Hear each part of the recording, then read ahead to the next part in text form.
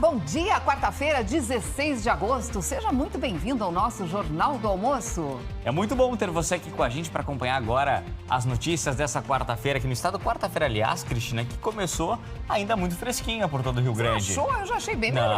Não, eu achei ainda meio friozinho. Aqui na capital tava 12 graus só de manhã. Agora sim tá ficando um pouco melhor a coisa. Nesse momento a temperatura em Porto Alegre é de 24 graus. Daqui a pouquinho a gente vai contar, é claro, sobre essa mudança no tempo e também sobre a mudança da lua. Saiu a lua minguante, entrou a lua nova e muita gente aproveita essa fase para cortar o cabelo. Será que a lua influencia mesmo? A Júlia Perac foi atrás de respostas. No esporte, hoje é o grande dia para os gremistas. Os tricolores ansiosos, nervosos para a semifinal da Copa do Brasil, não é mesmo, Alice Bastos Neves? Isso. Será que a lua influencia também? Os tricolores que esperam sim, né? que sim, sem dúvida. Chegou o dia, gente, é hoje e só hoje. O Grêmio tenta fazer história no Maracanã. Precisa vencer o Flamengo por, no mínimo, 2 gols de diferença. É uma missão dificílima, mas não impossível para quem está acostumado a fazer o improvável e para quem tem Luiz Soares. Pequenos hospitais que têm até 50 leitos pelo SUS vão receber dinheiro para melhorias em estrutura e equipamentos. O Vitor Rosa acompanha o anúncio do governo. Serão 30 milhões de reais destinados a reformas, ampliações e compra de equipamentos em hospitais de pequeno porte. Esses hospitais são importantes, especialmente no interior, para desafogar os hospitais maiores, como os hospitais regionais. Em seguida, aqui no jornal, a gente vai explicar como vai funcionar esse repasse e quando os hospitais vão ter esse recurso para propiciar um melhor atendimento para a população. Ao vivo de Gramado, as informações sobre o Festival de Cinema e as homenagens a Léa Garcia. Desde ontem foram muitas homenagens. O filho da atriz recebeu, em nome da mãe, o troféu Oscarito, que desde 1990 reconhece os principais nomes do cinema nacional. Hoje, a expectativa é pela exibição do longa Uma Família Feliz, estrelado por Grazi Massafera e Reinaldo Gianecchini. Em Dia de Cultura, a gente também tem música. Ben Gil e Moreno Veloso vão estar com a gente aqui no estúdio. Bate-papo e música boa garantidos por aqui. E tem muito mais no nosso Jornal do Almoço de hoje.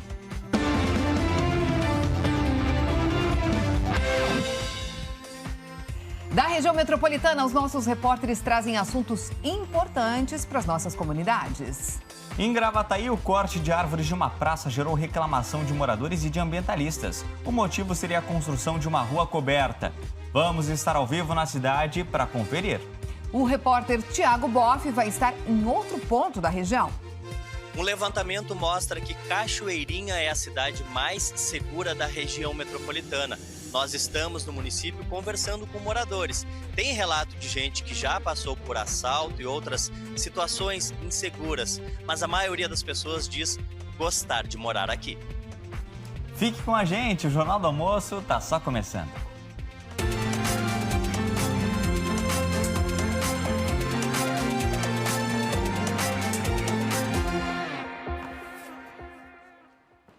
A gente vai começar esse Jornal do Almoço atualizando o caso do seu José Fagundes, aquele senhor de 72 anos que aguarda há mais de 2 semanas em Canoas para fazer um exame de arteriografia no pé. E agora ele teme perder a perna. Ontem nós chegamos a comemorar aqui porque ele tinha sido transferido e o exame seria realizado, mas ainda não foi. O Max Correia agora vai falar com a gente ao vivo. Max, parece que esse exame está marcado para a tarde de hoje, né? Tem realmente aí segurança, garantia de que ele vai sair, Max? Bom dia para você. Bom dia, Cristina. A expectativa da família é de que esse exame seja feito hoje, lembrando que a família entrou na justiça pedindo a realização desse procedimento. Eles foram retomados aqui no Hospital Universitário de Canoas, a máquina que faz esse procedimento foi consertada e estão marcados, então, além do exame do seu José, outras 6 pessoas que vão fazer o exame hoje, entre elas também o seu Cláudio, que a gente mostrou a história aqui no Jornal do Almoço, também entrou ali com problema em um pé e teme agora perder parte do pé, boa parte do pé. E na segunda, 4 pessoas também já fizeram o exame que só é realizado aqui entre segunda e quarta-feira. Sobre a questão da Dona Maria, que tem 66 anos, está no Hospital Gracinha, a gente tem umas decisões judiciais enviadas pela família para exibir para quem está em casa. A família entrou na justiça. Uma das decisões, a segunda que a gente vai acompanhar, pede um prazo de 12 horas para que se providencie a transferência. O Hospital Nossa Senhora das Graças disse para a gente que não foi notificado ainda. O governo do estado informou que a Maria já está na lista de regulação, aguardando uma vaga na capital, e a Prefeitura de Porto Alegre, capital tem a gestão plena da saúde, informou que ainda não há vagas para a dona Maria, que precisa de tratamento de hematologia e, por enquanto, está passando de um lugar para outro e ainda não sabe quando é que vai poder ter o tratamento adequado. Bom, a gente vai seguir acompanhando esse caso, esses dois casos, porque representam muitos outros, né, Marcos? Infelizmente, gente, é lamentável a situação da nossa saúde, porque são casos de pessoas que estão com risco de vida. E toda essa em função da saga... falta desse exame, porque é o exame que permite fazer a cirurgia que vai ajudar a pessoa a não perder o pé, gente, pensa. E o que chama a atenção é que é todo esse tempo só para fazer o exame. Não é assim um tempo que ela esperou para fazer uma cirurgia, né? E a minha pergunta é, depois do exame, quanto tempo vai levar para a cirurgia? Isso, esse que é o problema. Ainda hoje, aqui no Jornal do Almoço, as informações da cassação de mandato do vereador de Porto Alegre, Alexandre Bobadra. Rodrigo Lopes vai estar com a gente. E a polêmica do corte de árvores numa praça de Gravataí. Tem morador reclamando depois que uma praça que era bem arborizada ficou quase sem árvores para a construção de uma rua coberta. Nós já voltamos. Estamos de volta com o Jornal do Almoço, agora 11 horas e 54 minutos, para te contar que tem novidade na área da saúde. Hospitais de pequeno porte do nosso estado vão receber uma verba extra para melhorias em estrutura e também em equipamentos. Essas instituições são aquelas que têm até 50 leitos que atendem pelo Sistema Único de Saúde. O Vitor Rosa acompanhou agora pela manhã o anúncio do governo e vai nos trazer os detalhes. Então vamos lá conversar com ele. Vitor, como vai funcionar esse repasse? Oi, Marco. Muito bom dia para você, para a Cristina e especialmente para você que está acompanhando o Jornal do Almoço. Serão 30 milhões de reais que vão ser repassados para 150 hospitais de pequeno porte aqui do estado. Esses hospitais são importantes no interior do estado, apesar do nome pequeno porte, porque eles propiciam uma redução do atendimento naqueles hospitais maiores, como os hospitais regionais. Esses valores vão ser permitidos para projetos de reforma, ampliação e também para compra de equipamentos dos hospitais de pequeno porte. Ao longo dos últimos anos, eles vieram sofrendo com uma queda no repasse para esses hospitais. Muitos deixaram de ser hospitais e passaram a ser pronto atendimentos. Então, o governo do estado agora vai priorizar nos projetos aqueles hospitais que estão aí com alguma deficiência de alvará ou que vão ampliar o atendimento pelo SUS. Aqui durante a coletiva de imprensa, ao vivo, no Centro Administrativo Fernando Ferrari, de onde a gente fala com você, eu conversei com o governador do estado sobre a quantidade desses recursos. Vamos ouvir o que respondeu Eduardo Leite. Governador, agora são 30 milhões para mais de 100 hospitais. Esse recurso é o suficiente? Bom, é um primeiro passo, na verdade, né? A gente está começando a fazer essa mobilização. Como eu disse, a gente já tem aí a previsão no ano que vem para outros 30 milhões de reais, que serão aí de acordo com o fluxo financeiro do estado. A gente tem que ajustar isso, né? A gente disponibiliza esses 30 milhões, já apontamos que no ano que vem teremos outros 30 milhões, para que os hospitais possam ir, inclusive, preparando os seus projetos. Aqui, durante a coletiva de imprensa, estava acompanhando, por exemplo, o diretor do hospital de Chiapeta. Chiapeta é um município lá do noroeste do estado. Ele estava me contando logo depois que por lá o hospital atende pessoas de outros 4 municípios da região e que não tem espaço para receber todo mundo com conforto. Ele espera que com esse programa de um repasse maior para os municípios do interior, ele possa aí fazer a reforma e a ampliação para atender as pessoas com mais conforto. De acordo com a Secretaria Estadual da Saúde, os hospitais terão até 15 de setembro para manifestar e mostrar os seus projetos de reforma, ampliação e compra de equipamentos. E a expectativa da secretária estadual da Saúde, Arita Bergman, é de que os valores cheguem aos hospitais até outubro deste ano. Eu volto com vocês no estúdio. Tá, muito obrigada, Vitor. Jane Guerra, nossa comentarista de economia, está aqui para conversar conosco, seja bem-vinda. Que avaliação você faz desse valor, 30 milhões de reais para 150 hospitais, dá o quê? 200 mil para cada um, mais ou menos? Me parece muito pouco, né, se compararmos o que 30 milhões de reais se faz em outros investimentos, né? Não sei exatamente o que esses tantos hospitais, para que eles precisam desse dinheiro. Se é para comprar algum material se é para ampliar uma sala de atendimento. A gente sabe que os equipamentos, por exemplo, médicos, são super caros. Exato, mas se pensa em equipamento médico, ou se pensa numa estrutura física. Hoje mesmo estava fazendo uma reportagem, uma coluna sobre uma fábrica de elevadores aqui em Guaíba, que vai ter uma ampliação da linha de produção e já vão 20 milhões de reais nessa transformação da unidade. Então, eu fico pensando num hospital com equipamentos necessários, com uma tecnologia mínima importante para o atendimento, mas tem que olhar exatamente quais são esses projetos, o que exatamente eles estão precisando. O governador falou ali que é o início, ok? Já tem outros 30 milhões para o ano que vem, mas eu acredito que precisa de mais recursos. E olha, Marco e Cris, esse não é um desafio só da saúde pública, não. A saúde privada também está passando por uma discussão de qual vai ser o seu futuro, porque a inflação da saúde, como se chama, cresceu muito nos últimos anos. Quantas vezes, Cris, nós trouxemos aqui no Jornal do Almoço a informação do reajuste altíssimo dos planos de saúde? Muita gente acabou desistindo dos planos. E esse reajuste acaba sendo um reflexo dos custos maiores para as operadoras. Durante a pandemia se perdeu muito usuário, porque as pessoas tiveram queda na renda também. Então, assim, qual vai ser o meio termo? Porque o sistema público, o SUS, não consegue, né, acolher todo mundo que precisa da saúde pública. Por outro lado, né, a saúde mais cara também não está sendo acessível para a população. Tem que se achar um meio termo. E a iniciativa privada tem feito muito investimento para criar alguns tipos de planos de saúde intermediários, algum tipo de atendimento de locais, de clínicas, inclusive que tem um custo acessível, cobra pelo exame, pela consulta, mas com um custo mais acessível, tentando popularizar mais esse acesso à saúde privada. É importante, mas ao mesmo tempo nós temos alguns hospitais privados para atender convênio que estão sendo construídos no interior do estado. Estava na semana passada com o pessoal de um hospital de Rio Grande, eles estão construindo lá muitos empregos, essa é uma boa notícia, né? Porque qualquer obra de hospital gera bastante emprego, tanto durante a construção quanto depois na operação.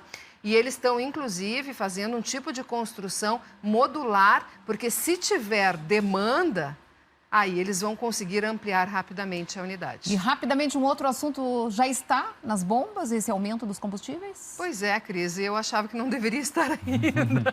Petrobras anunciou... É muito rápido para aumentar. Isso é o que eu mais escuto dos nossos telespectadores. Ontem a Petrobras anunciou um reajuste forte no preço da gasolina, de 41 centavos, reajuste forte no preço do diesel também. Começaria a valer hoje, começou a valer hoje na refinaria. Então não está nas bombas ainda? Não deveria, mas já está. Não deveria, não é tabelado, né? Os postos decidem, mas já aplicaram esses aumentos, e porque na refinaria ainda se vende para distribuidor e depois se passa para os postos. Então teve uma clara antecipação. Não em todos os postos, tá? O pessoal está avisando que tem alguns postos que mantiveram os preços, então dá para procurar esses. E outro ponto, tá? Pelos relatos que eu tenho recebido, quem reajustou aplicou aumentos bem maiores do que deveria e o que estava sendo projetado pela Petrobras. Que coisa, hein? Fica mais caro, hein? Jane, obrigado por aparecer aqui no Jornal do Almoço, sempre com teus comentários pertinentes aí sobre a economia, sobre o nosso dia a dia, nosso custo de vida, viu? Sobre o nosso bolso, né? Dizem que é o órgão mais sensível do corpo humano. Não tem dúvida. É aquele que a gente sente primeiro, né? Cris, quer saber do tempo? Eu quero saber do tempo, porque eu disse lá no começo, né, que eu já achei que 12 graus estava de bom tamanho hoje, que eu estava muito assustada com aquele 6 do começo de semana. Mas foi só de manhã cedinho. Não, mas 12 graus ainda é frio, viu? Já dobrou praticamente agora, Agora né? já dobrou, nesse momento já dobrou. Vamos ver como está agora, então, o tempo em algumas cidades. Que lindo dia em Porto Alegre, a capital dos gaúchos, com céu azul, temperatura nesse momento em 24 graus na capital. A gente vai agora para o interior, vamos dar uma voltinha pelo Rio Grande, começando então por Santa Maria, na região central do estado, o coração do Rio Grande, que tem temperatura maior, tá com 27 graus nesse momento. E depois de Santa Maria, a gente vai dar um pulo em Uruguaiana, que também está com temperatura bem alta agora, 27 graus nesse momento. E o que a gente pode ver é que nessa quarta-feira a gente tem realmente sol em todo o Rio Grande do Sul. Não temos possibilidade de chuva no dia de hoje. E por conta disso, a temperatura vai aumentar um pouquinho mais a cada hora, agora até as 4 horas da tarde. E a máxima do dia está prevista em 28 graus em Porto Alegre, 31 em Uruguaiana, que já está com 27 graus agora, 31 também em Itaqui, 29 na cidade de Santa Rosa, também em Santa Cruz do Sul, 28 em Santana do Livramento. No sul é que não esquenta tanto. A temperatura deve parar nos 24 graus na cidade de Rio Grande. Agora, para saber um pouco mais como está o tempo lá fora. A gente vai conversar com a Júlia Perac. A Júlia que tá de casaco ainda, hein, Júlia? Não deu para tirar ainda e ficar nesse clima mais verão? Tudo pelo estilo, né, Marco Matos? Mas aí eu procurei uma sombra, porque no sol realmente já tá um pouquinho mais quente, viu? E tudo indica que vai esquentar sim. Ontem a gente comentou, né, sobre essa subida de temperatura na quarta-feira. Isso deve se manter para amanhã também. E amanhã, inclusive, em algumas regiões, como a região lá de Santa Rosa, região de Uruguaiana, esse calor pode ser um pouquinho maior, até a cidade chegando aí nos 32 graus, Porto Alegre chegando nos 30 graus. Agora, tem um aviso para hoje à tarde, tá? Umidade baixa. Isso já vem acontecendo nos últimos dias. Ontem foi um dia de umidade muito baixa, especialmente na Serra. Várias cidades como Nova Petrópolis, Bento Gonçalves e Vacaria tiveram umidade abaixo de 30%. O confortável para a nossa saúde é que ela fique ali entre 40% e 70%. Ou seja, hoje então, pessoal da Serra, também região metropolitana, hoje eu estou aqui em Gravataí, região de Porto Alegre também, todo o entorno da região metropolitana e região da fronteira oeste, tem que ficar atento porque a umidade vai cair nas próximas horas. E a dica é, tome água, gente. Esse é meu galãozinho, tá? Aqui cabem 8 copos, mas segundo os especialistas, o recomendado é no mínimo 6. Evitar atividade ao ar livre, física especialmente, do meio-dia até as 4 da tarde e buscar uma sombrinha se for possível. E ó, tomem água. Daqui a pouco a gente volta a conversar mais, então, viu, Júlia? Quem toma muita água aqui, passa a manhã inteira tomando água, que não para, é a Cristina Ranzolini. Olha aqui, ó, meu copinho tá na mão aqui, por sinal. Agora eu nem escondo mais, já tomo água aqui frente às câmeras, com essa nossa mesinha, com esse novo cenário aqui, que é a nossa sala, né, Alice, nos permite isso Tem que também. ter uma aguinha, é isso aí. É bom, né? Então vou tomar um pouquinho, então. Vai lá, toma Marco. um golinho, toma um golinho. Gente, a Alice já tá por aqui, porque hoje é um dia super importante aí pros tricolores. O Grêmio aí tentando essa vaga final aí na Copa do Brasil. Alice Bastos Neves realmente tem que ser imortal. E o Grêmio é, né? Tá lá no hino. O Grêmio é, e se é imortal, hoje é botar à prova essa imortalidade, né? Daqueles dias, né? Os gremistas tanto gostam de dizer dessa imortalidade. Eu sei, gente, eu tô com vocês aí, tricolores. Muita gente acordou cheio de esperança, acordou com aquele friozinho na barriga, confiante, acreditando que o Grêmio vai fazer história lá no Rio de Janeiro. Vocês vão acompanhar junto com a gente a história sendo escrita, porque Flamengo e Grêmio vai passar ao vivo na RBS TV logo depois de Terra e Paixão, hoje à noite. Vale vaga na final da Copa do Brasil. A vantagem do Flamengo é muito grande. Venceu o jogo aqui na Arena por 2-0. Vamos combinar aqui, o Grêmio precisa ganhar lá no Maracanã por 2 para levar o jogo para os pênaltis. Olha o tamanho desse desafio. Ou por 3 ou mais para conseguir se classificar direto. Se o jogo é no Rio de Janeiro, aqui no Jota a gente faz a conexão direta. Vamos voar? Tá, vamos Nossa, voar. direto pro Maraca. Rio de Janeiro é direto para dentro do Maraca. E é lindo esse estádio, Bruno né? Halper, estádio ícone do Brasil. Estádio vazio, mas os tricolores vão ter uma pressão por aí hoje, sem dúvida, né, Brunão? Boa tarde. Salve, salve Alice, Marco, Cris, muito boa tarde a todo mundo que está com a gente no Jornal do Almoço. Certamente a pressão será gigante. É sempre muito bom estar aqui no Maracanã em dia de jogos decisivos como esse. Bom, a gente chegou bem cedinho por aqui, eu e o repórter cinematográfico Rossano Alves. Faltam mais de 8 horas para a bola rolar e nesse momento os funcionários do estádio estão dando aquela ajeitada no corte da grama. Apesar desse ser o jogo de número 53 do Maracanã nessa temporada, dá para dizer que o gramado não será problema, não está em perfeitas condições, até pelo número de partidas que recebe, mas dá para dizer que vai ser um belo espetáculo. Essa será a 16ª vez do Grêmio aqui no Maracanã pela Copa do Brasil. Na história, os tricolores só conquistaram 2 vitórias e obrigatoriamente precisam vencer o Flamengo hoje à noite para tentar chegar à sua 10ª decisão de Copa do Brasil. Estádio vazio nesse momento, mas são aguardados cerca de 70 mil torcedores logo mais à noite. 4 mil serão tricolores. Alice, a gente volta a conversar daqui a pouquinho no Globo Esporte. Fechado, minha amiga? Fechado, combinado. Bruno, o gramado tá bem feio, tá? O Bruno mostrou ali de pertinho, o último jogo que a gente olhou de cima tava bem feio. O gramado do Maraca vai ser um desafio para os gremistas. Os tricolores ficam numa parte bem alta, assim, no estádio. Vão tentar fazer frente, mas certamente o estádio vai estar lotado de flamenguistas que vão fazer uma pressão, sem dúvida nenhuma, no time do Grêmio. Agora vamos viajar do Maracanã para a concentração do Grêmio. Vamos para a Copa Copacabana, Cris? Opa! Marco, tá chique hoje, hein? Fernando Becker tá em Copa e só pelos torcedores aí atrás de ti vestindo a camisa tricolor, Fernando, dá pra ver que a movimentação desde a chegada e até tem um Kleber lá, ó. A saída do time vai ser com o apoio da torcida daí. Exatamente, Alice. Boa tarde a todos que nos acompanham neste momento. Aqui em Copacabana, no Leme, no Leblon, em Ipanema, por onde a gente passeia por aqui, a gente sempre se depara com torcedores do Grêmio. Dentro do carro, eu já vi torcedor do Grêmio, quer dizer, o apoio hoje à noite não vai faltar. Neste momento tem um grupo de torcedores aqui em frente ao hotel, onde a delegação gremista está concentrada. Eles não podem entrar, porque o hotel só permite a entrada de hóspedes. Por isso a gente vê uma aglomeração ali de torcedores e também de jornalistas. Aqui do lado, na Praia do Leme, vai sair o comboio de ônibus, que vai levar os torcedores até o Maracanã. E tem outra turma que está reunida num bar aqui próximo do Hotel do Grêmio. Esse é o clima. Amanhã foi muito tranquila. Os jogadores neste momento estão almoçando. Às 13h30 da tarde tem um lanche. Às 6h um lanche mais reforçado.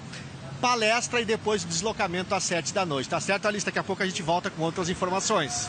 Combinado, Fernando. O Marco encontrou um torcedor ali. Como é que é o nome, Marco? O Kleber, ele tá com a camisa tem um escrita. torcedor atrás dele que tá com a camiseta escrito Kleber. Foi dele que o Marco falou agora há pouco, viu, gente? Tá lá torcedores no celular, ó. lá, ó. Tá lá no celular o Kleber. Obrigada, Fernando. Valeu, Fernando. Pessoal, e ontem a gente falava aqui da confusão no Flamengo e parece que piorou. 2 jogadores se trocaram socos, um inclusive quebrou o nariz e eles vão estar em campo amanhã, os 2 juntos.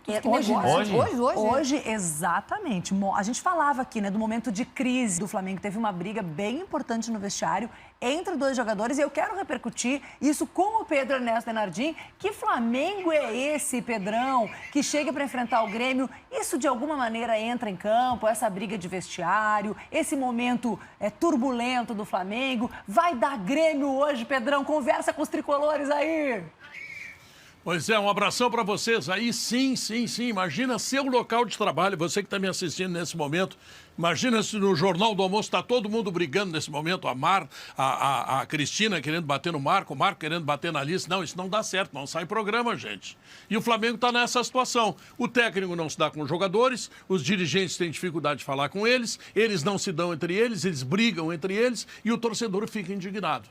Ora, não fosse esta situação, eu diria que o Grêmio dificilmente teria qualquer chance de chegar e voltar vivo e participar da final da Copa do Brasil. Mas não é pelo Grêmio, é pelo Flamengo, pelos seus desacertos, pela baderna que estão proporcionando nesse momento para todo o Brasil enxergar. O Flamengo está dentro de uma baderna e a baderna pode ser muito bem aproveitada pelo Grêmio. Aliás, Alice, deixa eu te dizer, eu teria uma estratégia para vender para o Renato, que ele sabe muito mais do que eu e deve saber. O Grêmio precisa pressionar o Flamengo desde o começo do jogo.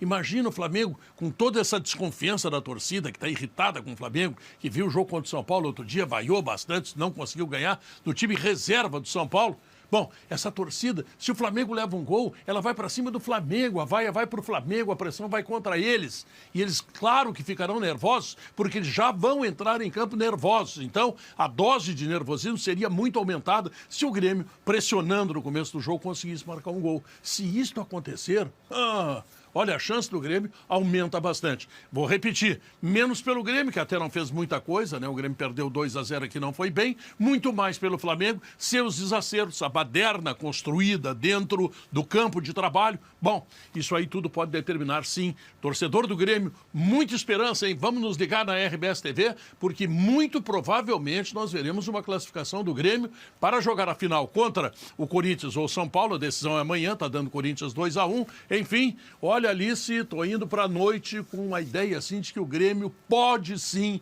passar à frente. Repito, menos pelo Grêmio, mais pelo Flamengo. Mas e daí, passando, tá tudo bem, né, Alice? Tudo certíssimo. Ô, Pedrão, quero aproveitar o seguinte, antes da gente se despedir de ti aqui, tu andou cantando aí pros colorados e deu sorte. Então a gente quer te ouvir aquele canto, aquele apoio aos tricolores, o hino que fala de imortalidade, um trechinho, vamos. A pé, nós iremos. para o que der e vier. Mas o certo é que nós estaremos com quem? Com o Grêmio, onde o Grêmio estiver. Tchau! Maravilhoso! Boa, Pedro. Bom, agora vai, viu? Agora tem a assinatura da sorte do Pedro, viu? Se o Grêmio não ratear nos primeiros 30 minutos e tomar um gol, certamente passa. Não, o Marco estava dizendo que acredita em 4-1. 4-1, Marco, qual é o teu palpite, Cris? Vamos lá. Então, eu acho que vai fazer a lição de casa, vai fechar ali, sabe? O que precisa, O que precisa, os três. 3-0 é... 3-0 é goleada também. Então, aí dá. Eu votei no 4-1 se o PP jogar. Que isso, E o PP tem que estar ali no meu campo. Tá bem, tá bem. Gente, olha aqui, ó, amanhã a gente repercute, vamos ver quem é que acerta. Eu vou nos 3-0 junto com a Cris, tá? Tá bem, beijo, valeu, a gente se encontra no gente. Globo Esporte daqui a pouco, nessa super quarta. Combinado, Alice. Eu vou seguir por aqui falando um pouquinho de Exato, esporte. nós temos mais esporte, né? Tem novidade, gente, no caso do torcedor do River Plate, que foi ferido antes do jogo contra o Inter em Porto Alegre na semana passada. Vocês lembram, a gente falou sobre isso aqui no JA. Segundo a Polícia Civil, esse torcedor do River, identificado como Enzo Ricardo Barreto, de 26 anos, pode não ter sido atingido por uma pedrada como se pensava. Agora a polícia está trabalhando com a possibilidade dele ter sido atingido por uma placa ou por uma árvore. Por que a polícia chegou nessa conclusão? Porque imagens divulgadas mostram torcedores do River colocando o corpo para fora do ônibus pelo teto solar durante o trajeto até o estádio. Indícios mostram que foi nesse momento que Enzo foi atingido. Além disso, ninguém disse ter visto o momento em que teriam jogado a pedra e nenhuma janela da lateral do ônibus foi quebrada. O Enzo sofreu traumatismo craniano, precisou ser internado no hospital, ele já teve alta e voltou para a Argentina. Bom, felizmente ele passa bem, ainda bem, né? Mas é preciso entender realmente o que aconteceu, né? Gente, ainda hoje tem música aqui no JA. Nós vamos receber 2 grandes nomes da música brasileira, Moreno Veloso e Ben Gil, que são filhos de Caetano e de Gilberto Gil. E direto de Gramado, as homenagens a Léa Garcia. O filho da Léa recebeu ontem à noite o troféu Oscarito. Tem também o flagrante do abandono de cãezinhos no sul do estado. Imagens de câmeras de segurança mostram o momento em que 9 filhotinhos são abandonados. E a lua ainda influencia muita gente na hora de cortar o cabelo. Você é uma dessas pessoas? Será, hein? Eu sou. Já voltamos. 12h e 16 minutos, estamos de volta agora para falar com você sobre segurança pública. Você sabia que Cachoeirinha é a cidade mais segura da região metropolitana aqui da capital? Pois é isso que aponta uma pesquisa que é nacional, que cruzou dados do IBGE com o Ministério. Exatamente. O Thiago Boff foi até Cachoeirinha para ver com os moradores da cidade se eles mesmos também se sentem seguros, como mostra essa pesquisa. Boa tarde, Thiago. Eu queria que você começasse contando por que afinal, essa pesquisa chegou a essa conclusão aí, hein? Boa tarde para você. Pois é. Boa tarde, Cris. Boa tarde a todos. É o que mostra o anuário Cidades Mais Seguras do Brasil. É um levantamento que é feito em cidades do país inteiro e que leva em consideração o número de homicídios a cada 100 mil habitantes. É assim que se chega nesse quociente, se divide o total de mortes violentas deste tipo, assassinatos, dividido a cada 100 mil habitantes. E assim coloca a Cachoeirinha como a primeira cidade, a que tem o menor índice, a mais segura da Grande Porto Alegre. Esse é um levantamento nacional que usa dados do IBGE e também do Ministério da Saúde. Nós temos aí na tela, inclusive, o ranking com esses números aqui no Rio Grande do Sul. No estado, cidades com menos homicídios a cada 100 mil habitantes, em primeiro está Pelotas, lá no sul do estado, em segundo Bagé, na região da fronteira, em terceiro Cachoeirinha, depois Santa Cruz do Sul e Gravataí. Aqui na região metropolitana, Cachoeirinha lidera, seguida por Gravataí, Sapucaia do Sul, Novo Hamburgo e São Leopoldo. O Rio Grande do Sul é o 5º estado mais seguro nestes índices de homicídios a cada 100 mil habitantes no Brasil, 5º lugar. Bom, mas traduzindo esses números, como se sentem os moradores de Cachoeirinha? Nós conversamos com eles e eles vão falar agora o que sentem vivendo aqui. Segurança está mais ou menos, poderia melhorar mais, né? Eu nunca fui assaltada, né? Nunca aconteceu nada aqui comigo, mas a minha filha foi assaltada. E isso é muito preocupante, né? Imagina, ela chegou aqui apavorada e eu não sabia nem o que eu ia fazer. Mas eu amo morar em Cachoeirinha, daqui eu não saio. E tem umas partes que são mais perigosas, outra, né? outro é mais seguro. Tipo, aqui o Parcão de Cachoeirinha, aqui ele é bom para te trazer teu filho. É um lugar seguro, que é bem cuidado, fica perto do batalhão também. E é um local bom para atividades físicas, né? Cachoeirinha sempre foi seguro, assim. Depois que eles fizeram aquele monitoramento na cidade, melhorou muito também. Caiu bastante a criminalidade. Para mim, assim, a segurança está boa. Pelo mesmo bairro do La Paz aqui, não tem reclamação muito, né? Teve assalto há tempos atrás, mas é pessoas que vêm de fora, né? Então não tem muito relato aqui. O cara vai indo de madrugada a pé, nunca foi assaltado, né? Bom, é importante esclarecer que essas pessoas que nós ouvimos foram em vários locais da cidade. Nós estamos na região central, Avenida Flores da Cunha, principal, mas fomos na periferia, Vila da Paz, Anaíra, alguns locais, para ouvir o relato de quem mora também fora do grande centro de Cachoeirinha. Nós pedimos e analisamos também os dados da Secretaria de Segurança Pública, que reforçam essa sensação de segurança na cidade. Por exemplo, Cachoeirinha tem menos furtos e roubos de veículos do que as demais cidades da Grande Porto Alegre, ocorrências com armas de fogo e posse e tráfico de drogas também. Ainda assim, nos 7 meses de 2023, a cidade teve 380 roubos, mais de 50 por mês. Então, o que essa senhora falou que tem medo de assaltos, realmente isso tem que ser analisados. O que disse a prefeitura para chegar nesses números? A prefeitura justifica que foram 360 câmeras espalhadas pela cidade, atuação do Centro Integrado de Controle, trabalho integrado da Guarda, da Brigada e da Polícia Civil, aliás, muitas viaturas aqui no centro, além de operações matinais e a criação da Grupamento Mulheres Protegidas, que deixam os moradores mais seguros por aqui. Muito obrigado, Thiago, pelas suas informações direto aí de Cachoeirinha. Muito legal trazer dados positivos de segurança pública. Com certeza, sempre muito bom, né? Gente, e agora é hora de política aqui no Jornal do Almoço. Rodrigo Lopes já está aqui na nossa sala e hoje tem assunto importante aí, né? Porque com a cassação do vereador Alexandre Bobadra do PL, os votos dele foram anulados.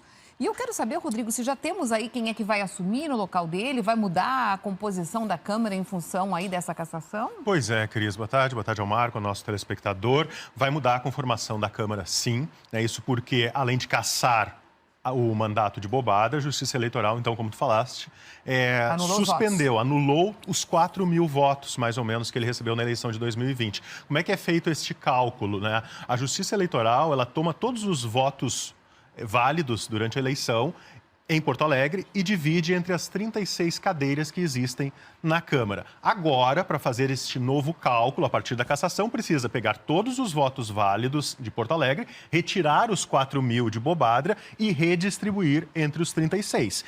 Eu passei a manhã inteira fazendo cálculos junto com alguns vereadores lá na Câmara e a gente chegou a alguns cálculos informais.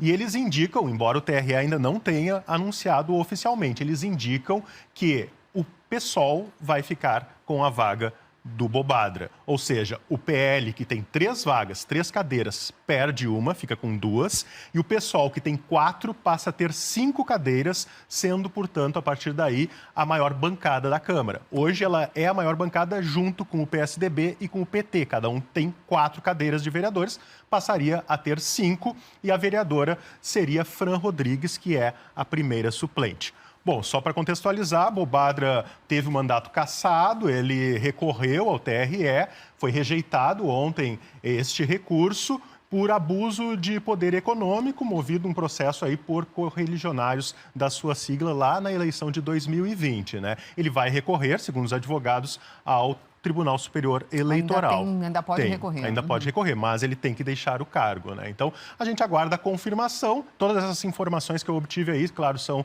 ainda informais, extraoficiais, mas tudo indica que será Fran Rodrigues a nova vereadora.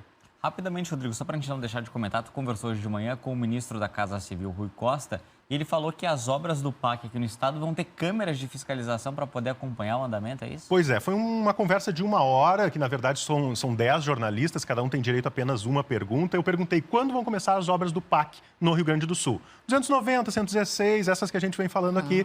Ele disse que está no cronograma, não foi claro quando começa, então ele não respondeu esta pergunta, mas disse que haverá câmeras para fiscalização, para evitar corrupção. A gente sabe que só câmera não é suficiente, né, Claro Cris? que não. Então, assim, a corrupção passa por outros caminhos aí que não é apenas na frente das câmeras. Mas é uma tentativa de transparência, pelo menos. Com certeza.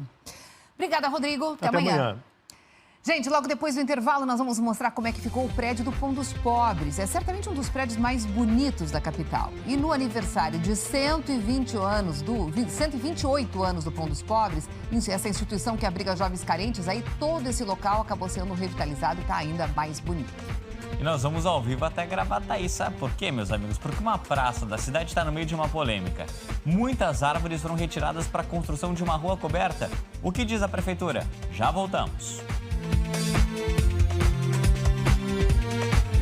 Meio-dia, 25 minutos, estamos de volta para falar de uma polêmica que está causando discussão entre moradores de Gravataí e a Prefeitura Municipal. O motivo, gente, é a construção de uma rua coberta entre duas praças que tiveram as suas árvores cortadas. A Júlia Perac foi até lá para conferir o que está acontecendo. Oi, Júlia, e aí? Conta pra gente qual é a situação aí nessa obra que está sendo realizada em Gravataí. Pois é, Cris, a gente está agora aqui no centro de Gravataí. Essa praça fica bem em frente à igreja. E aí ela está toda cercada. Então a gente está aqui do lado de fora para entender mais ou menos o que está acontecendo. Quero chamar uma foto que mostra o antes e depois, né? Vocês estão vendo aí, tinha bastante árvore e tudo mais. E depois essas árvores, elas foram retiradas. Como eu falei para vocês, essa praça está cercada, por isso a gente está do lado de fora. Mas temos imagens para rodar aí para vocês verem como ela ficou. Alguns moradores nos procuraram porque ficaram incomodados com a retirada dessas árvores. A professora Ivana é uma delas. Professora, o que a senhora achou? Por que isso lhe incomodou aqui? Boa tarde. Porque eu cresci dentro deste espaço. Então foi como se tirassem as árvores da minha casa. E me doeu muito. Tanto é que as fotos que estão passando aí nos vídeos e os vídeos também são muito elucidativos, porque era uma praça que tinha árvores e agora não tem mais. Foram muitas árvores retiradas? Nossa, bota muita nisso. O secretário Diego, secretário do Meio Ambiente, está aqui também. Secretário, explica pra gente por que foi necessária a retirada dessas árvores. Foi feito um estudo prévio? Como é que vocês chegaram a essa conclusão de que elas tinham que sair para construir essa rua coberta? Boa tarde. Boa tarde. Então, de fato, né, existe uma obra que está acontecendo aqui, que é a Rua Coberta, né? E toda vez que tu faz um empreendimento, né, tem que ser feito algumas supressões de árvores, né? Foi dada a licença ambiental conforme a nossa legislação. E o centro, no todo, ele está se modernizando, né? As calçadas agora têm acessibilidade, a gente também melhorou a questão da mobilidade urbana e a gente entendeu que era necessário um espaço para receber a população, para uma atividade cultural, gastronômica. Então, a Rua Coberta vem, né, justamente para poder atender essa demanda. E ela vai pegar toda essa área das árvores? Por que vocês tiveram que retirar essas árvores da praça? Tá. Na verdade, quem retirou as árvores foi a empresa contratada, né? Não foi a prefeitura. Mas a autorização foi de vocês? A autorização foi nossa, né? E exatamente, não foi todas as árvores que são retiradas. Algumas, inclusive, estão sendo transplantadas dentro do próprio local, algumas espécies nativas, né? Todas as espécies que estão saindo daqui serão plantadas 15 mudas também, né, conforme a nossa legislação.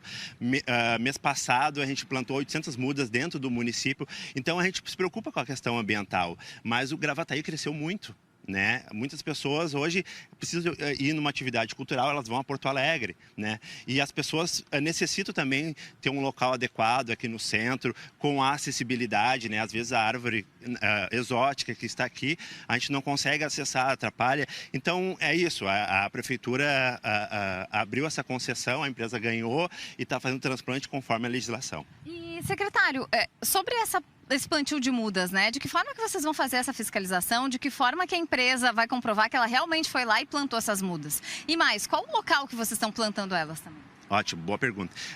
Assim, a empresa ela entrega um relatório, né? Esse relatório é acompanhado pela Secretaria do Meio Ambiente, né? Onde foi feita a compensação ambiental, né? As mudas, geralmente, a gente faz o plantio dentro do município, né? De árvores nativas, né, que são adequadas para o local público, né? Geralmente em praças, a gente tem a Praça do Rincão, que é uma praça que a gente precisa arborizar. Então, enfim, a gente coloca dentro do espaço público para que a gente haja, de fato, uma compensação ambiental. Professora Ivana, a senhora fica olhando assim, sente saudades, né? Eu sinto principalmente porque o meu edifício fica nos fundos de uma escola estadual. E todas as árvores foram tanto daqui quanto daqui. Todas as árvores foram cortadas e foram transplantadas, como disse o secretário. Só que somente duas. Pois é. Sobre essa situação ainda eu quero fazer um comentário aqui do estúdio, porque assim, olhando de cima a situação das praças, ficou um descampado total. O secretário assim fala como se tivesse sido 1, 2, 3 árvores apenas. E não respondeu a pergunta, a rua coberta precisou que tirassem todas essas árvores mesmo, Júlia? O Marco, secretário, queria que o senhor elucidasse mais do porquê que muitas árvores. O senhor tem o número de quantas tiveram que sair daqui? E se era necessário mesmo tirar todas essas árvores daqui para a rua coberta? Perfeito. A licença ambiental prevê o número de 104 árvores para supressão, né? A equipe do meio biótico da Secretaria do Meio Ambiente esteve aqui junto com a empresa e conversou com eles para que a gente pudesse fazer alguns transplantes, arrumar a arquitetura para que a gente diminuísse bastante esse número, né? Esse relatório é entregue durante o período da licença, que é um período de 1 ano, né? Então, a gente ainda não tem o número exato de árvores, mas a gente acredita que vai diminuir bastante o número, porque a Secretaria do Meio Ambiente está acompanhando junto a obra, junto com a empresa ganhadora. Vocês devem replantar árvores aqui, só para a gente ensinar? Aqui vai ser feito transplante, né? O plantio será feito em outros locais, provavelmente. Perfeito. Obrigada, gente. Obrigada por terem participado do Jornal do Almoço. E você, né, se tem alguma questão aí que está lhe incomodando, chama o Jornal do Almoço que a gente vai conferir, né, Cris e Marco? Obrigada, Júlia. Complicada essa situação lá em Gravataí. Puxa vida, eu achei demais. Mais de 100 árvores, né? Um aniversariante que completou 128 anos, que chama a atenção pela imponência na arquitetura no centro histórico. Estou falando do Pão dos Pobres, responsável por abrigar jovens carentes e que foi repaginado. Quem passar por ali agora vai poder ver o resultado de 6 anos de trabalho. Um prédio tombado por conta da riqueza histórica e arquitetônica. No meio da capital gaúcha. Não tem como não chamar atenção. Ainda mais agora, iluminado em cada janela e revitalizado para ficar idêntico ao primeiro projeto, que data de 1929. Um trabalho de anos, que envolveu uma equipe de restauradores, historiadores e arquitetos, com o desafio de reproduzir o que foi pensado pelo alemão Josef Lutzenberger há praticamente 100 anos. Nós achamos uma aquarela, que hoje está no acervo do Museu de Arte do Rio Grande do Sul, que foi desenhada pelo próprio arquiteto Josef Lutzenberger, que também era aquarelista de grande talento, e ali mostrava o projeto do Pão dos Pobres com a cor amarela, com as janelas venezianas, somente nos últimos pavimentos na cor verde. E é essa imagem que a gente devolve agora para a cidade. A obra foi toda custeada com recursos próprios da Fundação. 3 milhões de reais foram investidos na restauração da parte externa. A instituição estima que ainda sejam necessários mais 2 milhões para a conclusão dos espaços internos. A previsão é de que tudo fique pronto até o final desse ano. Para comemorar o aniversário de 128 anos da Fundação, a fachada principal foi entregue completamente revitalizada e com uma iluminação cênica nova. Depois de 6 anos de obras, a nova entrada representa um recomeço, tanto para a cidade como para as mais de 1.000 crianças atendidas pela instituição. A Fundação oferece reforço escolar, aulas de aprendizagem profissional e atividades culturais e esportivas para crianças entre 0 e 17 anos que estejam em situação de vulnerabilidade social. E para 120 alunos, o espaço é ainda mais especial. É casa. Quem não quer ter uma casa bonita? As crianças moram aqui neste prédio, então ao mesmo tempo que eles veem um prédio bonito, uma casa bonita, isso se transformam em elas próprias, né? Então essa transformação social. Que as casas, né, interna, onde as crianças já moram, elas já estão revitalizadas, então primeiro a gente cria da habitabilidade boa para as crianças, agora a fachada, porque as pessoas que passam aqui pela avenida começam a perceber esse prédio. Antes era um prédio que estava atrás dos muros, hoje é um prédio que está visível, então as pessoas tinham muita expectativa, o que acontece aí dentro? E agora com esse prédio mais visível para a sociedade, eles vão conhecer mais a instituição, dar mais visibilidade para as crianças e também para a instituição. Agora é uma casa que todo mundo que passa também pode apreciar. Lindo mesmo, né, que ficou. Muito bonito, né? Gente, você corta o cabelo pensando na lua? Tem gente que acredita que isso faz. Tem gente que acredita que isso faz muita diferença. Mas o que será que dizem os cientistas, hein, Marco? Não sei o que eles falam, mas que, olha, eu comprovo. No meu caso, então, gente, será que tem alguma explicação aí para o cabelo crescer mais ou menos dependendo da lua? A Júlia Perac foi descobrir. A lua agora está em lua nova, mudou agora de manhã. Exatamente. Da minguante passou para nova. E câmeras de segurança flagraram o abandono de 9 filhotes de cães. O motorista estaciona o carro e retira os filhotinhos em um saco plástico. A gente mostra para você essa história e outras daqui a pouquinho.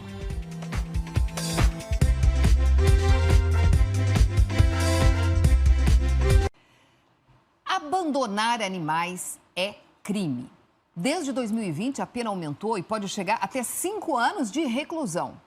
Mesmo assim, a gente ainda se depara com cenas como as que a gente vai mostrar agora, que foram flagradas por câmeras de segurança em Pelotas, no sul do estado. Olha só, gente. O motorista vai ali, estaciona o carro e abre a porta. De dentro do veículo, ele retira um saco plástico e ele despeja 9 filhotinhos de cães. Em seguida, ele vai embora.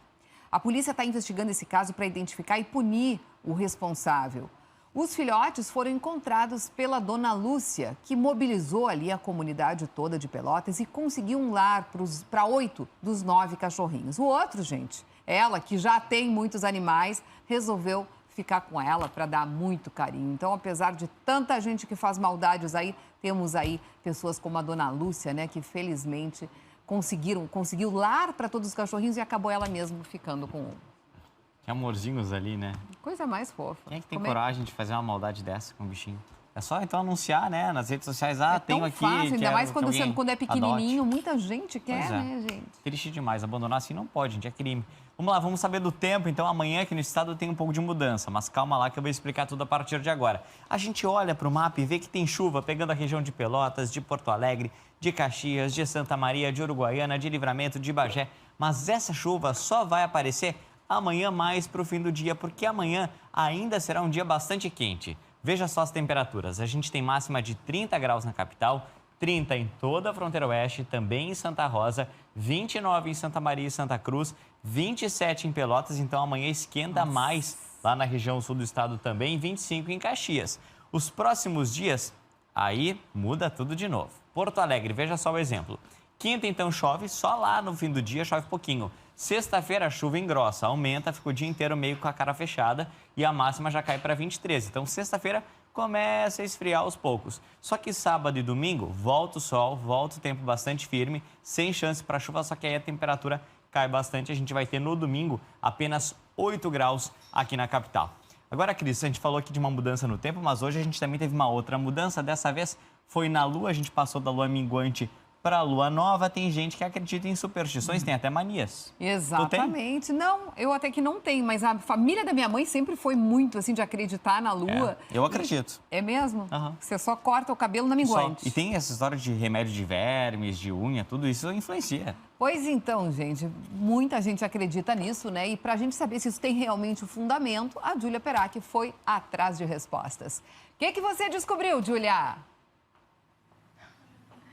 Então, Cristina Ranzolin, vim aqui para um salão de cabeleireiro, né? Porque muita gente, e eu vou dizer para vocês, eu já fiz isso também, corta o cabelo só em determinadas luas. Mas será que a lua tem esse poder para fazer você ter cabelos naturais tão compridos quanto esses apliques? Ó, eu conversei com as gurias aqui e, assim, é um assunto que divide opiniões, tá? Tem gente que diz que sim, tem gente que diz que não tem nada a ver. Mas, claro, eu fui conversar com especialistas para saber, enfim, né, o porquê. Se isso influencia, não influencia? Lua influencia marés, né? Então, o que será que isso tem a ver? Será que não tem nada a ver? Será que a gente pode confiar na força da lua para fazer o nosso cabelo crescer? Olha aí na reportagem. Vai dizer que tu nunca deu uma olhadinha no calendário para ver as fases da lua antes de marcar um corte de cabelo. E tem bastante gente apegada ao calendário lunar. Quem trabalha no ramo recomenda. E sempre a preocupação, né, de saber que lua tá. Influencia sim. Ela influencia bastante. Geralmente as clientes gostam da lua crescente porque querem que o cabelo cresça. Da lua nova para renovar os fios. A minguante também é muito recomendado porque tira os frios dos cabelos, né? Vamos dizer que é um poder místico. É uma coisa que já vem lá de trás, né? Mas se você está esperando essa força da lua, sinto te dizer que... A lua me traiu. Segundo os cientistas, isso tudo não tem nada a ver. É mais uma crença. É mais uma crença. A Lua está sempre mais ou menos à mesma distância. Ela atrai gravitacionalmente. As fases da Lua não têm a ver com ela estar mais perto ou mais longe. Tem a ver com o Sol que está iluminando ela. Como o Sol está iluminando ela. Tanto faz cortar o cabelo na crescente, na nova, na minguante. Não vai mudar nada o que vai acontecer com ele. Mas e aí tu diz, e as marés? Por que a Lua não influencia também no meu cabelo? Se a lua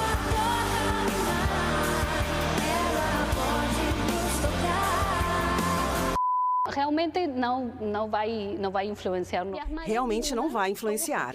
As marés mudam todos os dias, porque a Lua vai ficando em diferentes lados da Terra. As marés altas ou baixas mudam de 6 em 6 horas, isso não é o ciclo da Lua. A Terra vai girando e a Lua vai ficando em diferentes lados e atraindo a água. Mas aí estamos falando de oceanos. Em lagoas, esse efeito não se vê, porque são quantidades de água mais pequenas. Se a gente vai deixando pequeno até o nosso cabelo, isso vemos que não influencia, não. Vemos que não influencia, não. Afinal, como começou esse rolê da Lua com o cabelo? A gente ama uma lenda, né? Se a lenda dessa paixão. Não, a Lua não tem esse poder. A Lua não influi sobre o crescimento nem dos cabelos, nem das unhas. A analogia que o povo faz em relação ao crescimento das plantas, poda das plantas, essa coisa de cortar as pontas para o cabelo vir mais forte, infelizmente não é assim como o povo deseja. Vamos aos fatos. O cabelo cresce 1 milímetro a cada 3 dias. Isso dá 1 centímetro por mês e 12 por ano. Ou seja, o efeito do corte depende mesmo da habilidade de quem vai cortar, sacou? E também não adianta colocar anticoncepcional no shampoo e nem usar shampoo para cavalo. Quem influencia para o crescimento, para o bom crescimento do cabelo, é uma boa alimentação, é uma boa hidratação, é não ter nenhum problema hormonal, nutricional. Existe também essa ideia, né, de fazer um suporte de vitaminas, o que é uma ideia muito errada. O excesso de vitamina A pode determinar uma queda de cabelos. Então isso faz parte do diagnóstico tricológico, do diagnóstico que a gente faz pedindo os exames de sangue. Bom, então assim, toma tua água, come as tuas frutinhas. E se você acha que o teu cabelo fica melhor quando tu corta em alguma lua, vai lá e arrasa. Eu sinto te dizer que... A lua me traiu. Acreditei que era pra valer. A lua me traiu. Tá aí, gente da Lua, vamos pra cultura. Rimou. Rimou, né? Bel Ferrari, seja muito bem-vinda aqui à nossa sala para nos trazer aí essas informações que sempre são muito bem-vindas. Oi, Bel. Tudo bom, Marco? Tudo bom, Cris?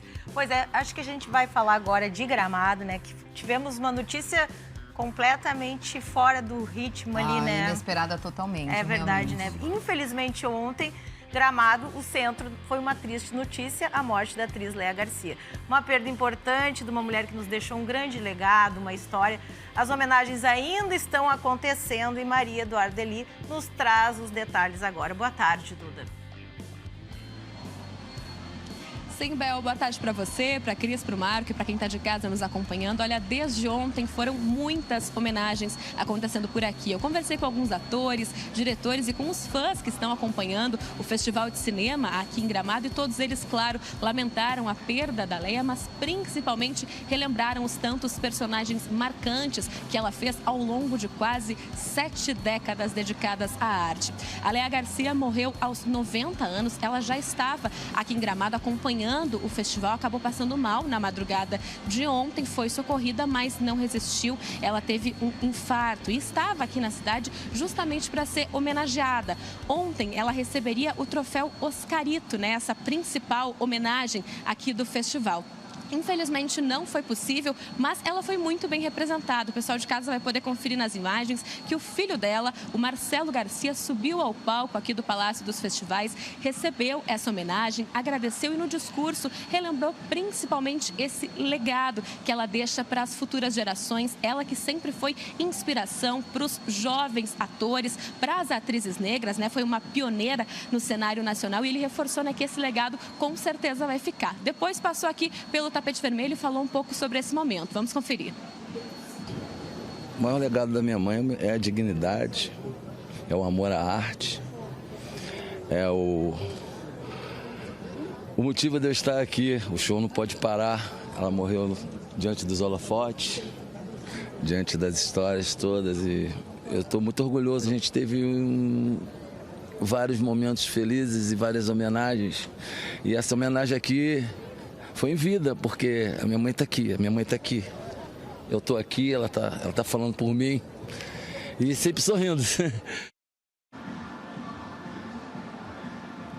Bom, com a morte da atriz, a programação aqui do festival foi adaptada. A entrega do troféu Oscarito para também a atriz Laura Cardoso foi reagendada para sexta-feira e hoje à noite tem a mostra competitiva. Começa a partir das 5h30 da tarde, né, finzinho da tarde, com a exibição de 4 produções e a grande expectativa é pela exibição do longa-metragem Uma Família Feliz, que tem aí estrelando a Grazi Massafera e também o Reinaldo Giannichini e tem na direção José Eduardo Belmonte, um dos principais nomes aí do cenário nacional. O pessoal está esperando com bastante expectativa o longa. Volto com vocês.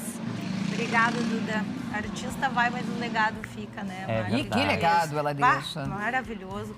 Vamos seguir, então, celebrando a cultura, né? Porque a gente, na verdade, precisa. E agora eu tenho que contar para vocês que os artistas gaúchos estão bombando nas paradas musicais das rádios do estado. São 2 grupos de bailão, sim, o Rainha Musical e o Corpo e Alma. Eles estão no ranking das músicas mais ouvidas, disputando com as duplas e cantores sertanejos nacionais. Lilian Lima, do G1, tá chegando para contar essa história. Lilian, os guris estão bombando? Eu adoro. Estão bombando, Bel. E eu já vou contar essa história, mas antes eu quero que a gente ouça um pouco dessas músicas tão famosas. Perigosa e linda, jeito de bandida, mas com toque sedutor. Perigosa e linda, jeito de bandida, uma bandida chamada amor. E esse guardanapo amassado de escolé eu dou, sofrido por amor.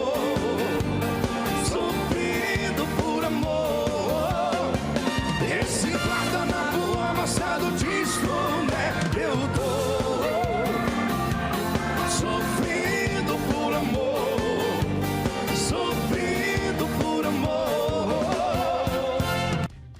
Um ranking, então, que considera as músicas de todos os segmentos tocadas nas rádios aqui do estado, mostra que de janeiro até agosto desse ano, os únicos gaúchos que conseguem ganhar do sertanejo nacional são Corpo e Alma, com a música Perigosa e Linda, em segundo lugar, e o Rainha Musical com o hit Guardanapo, que fica em sexto lugar.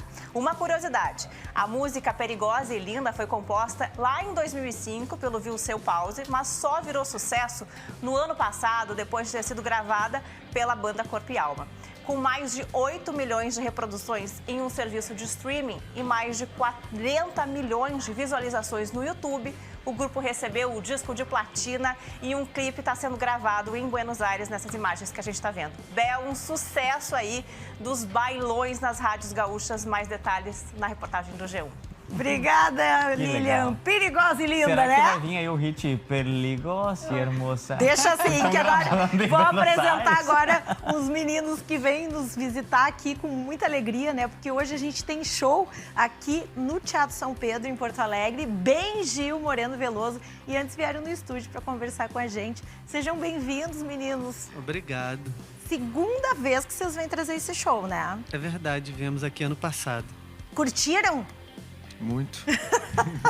Curtiram no clima? O que vocês prepararam? Que tem 50% de composição de Bem e 50% de Moreno, é isso? Exatamente, são as composições do Bem que ninguém nunca ouviu. As minhas, as pessoas já ouviram uma ou outra, É uma oportunidade de ver um encontro, né? Porque vocês têm carreira solo e de vez em quando fazem essa parceria que eu acho que é meio de família já, de alma, essa história de vocês. Nós somos parentes e amigos por parte de pai, né? Os nossos pais são amigos desde de jovens e a gente nasceu meio quase que na mesma casa. Vamos mostrar um pouquinho desse esquenta aqui, um minutinho, depois a gente continua o papo? Vamos, deixa eu ver.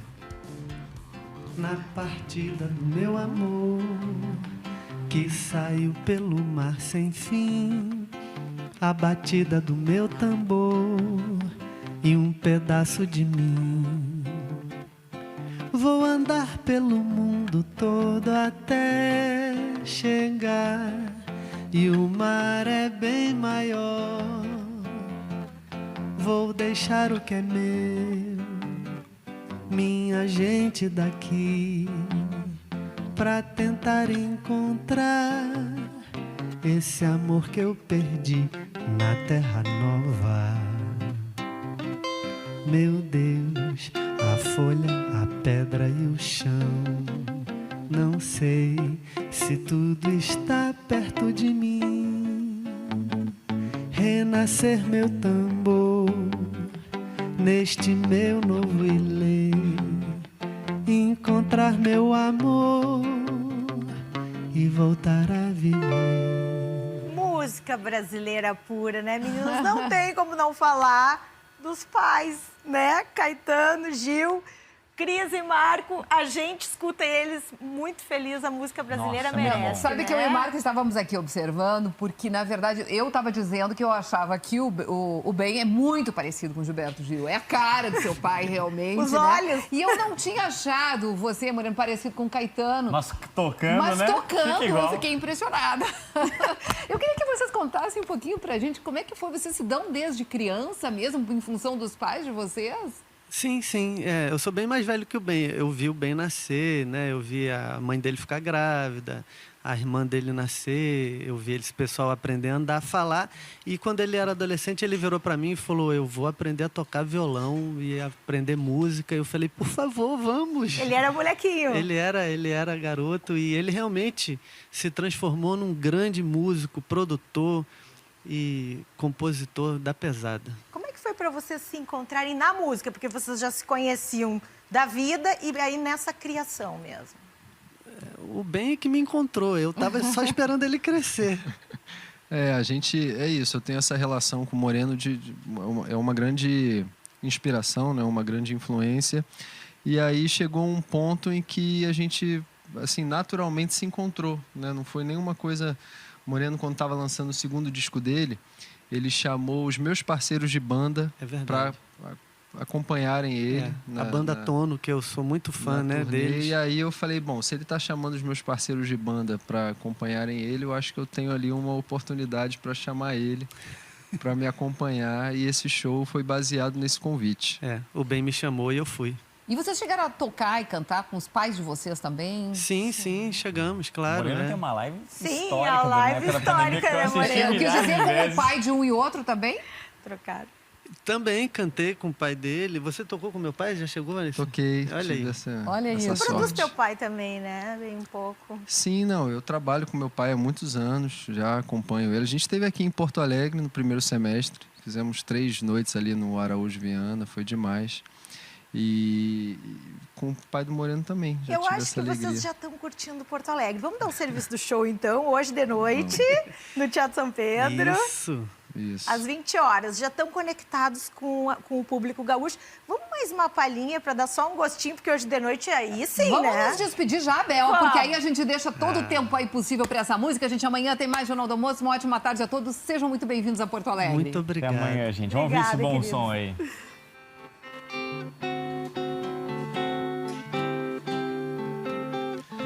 Tava na beira da praia, na barra do vai e vem, escrevendo na areia branca o nome do meu bem.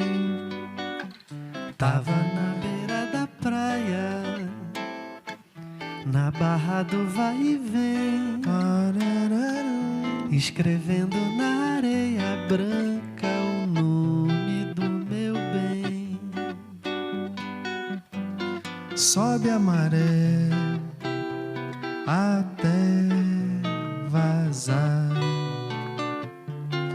e cobre o nome escrito lá.